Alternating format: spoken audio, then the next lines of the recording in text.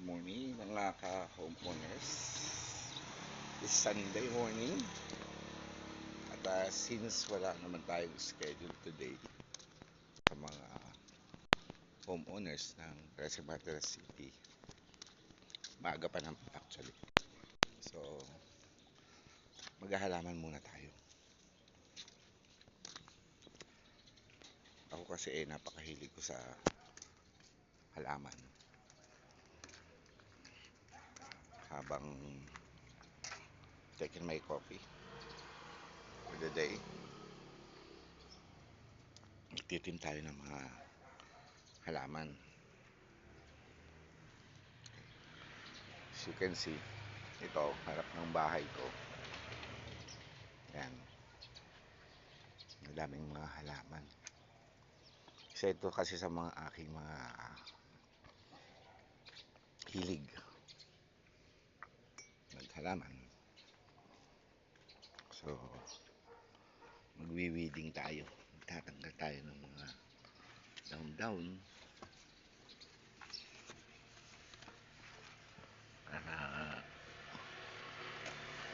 iwasan din natin ang malamok. And ang halaman kasi pagka tinatanggalan mo ng mga ganito, iba nabawasan mo yung kapal, maganda din siya, mas lalo siyang pangit at gumaganda rin yung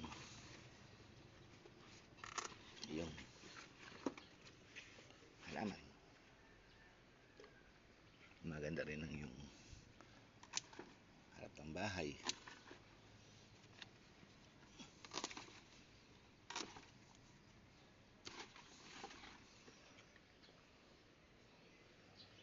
Yan.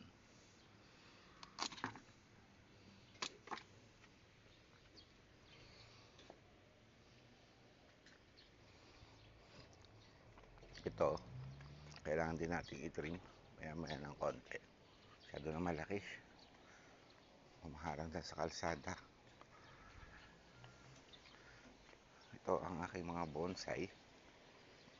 Yan, hilig ko rin yan, nag-bonsai. Yung mga materyales na kasalukuyan ko mga pinapalaki. Yan, dami-dami na rin siya. Yan. Basura. Okay, dito sa Inocencio, pinapractice talaga ang segregation. As you can see,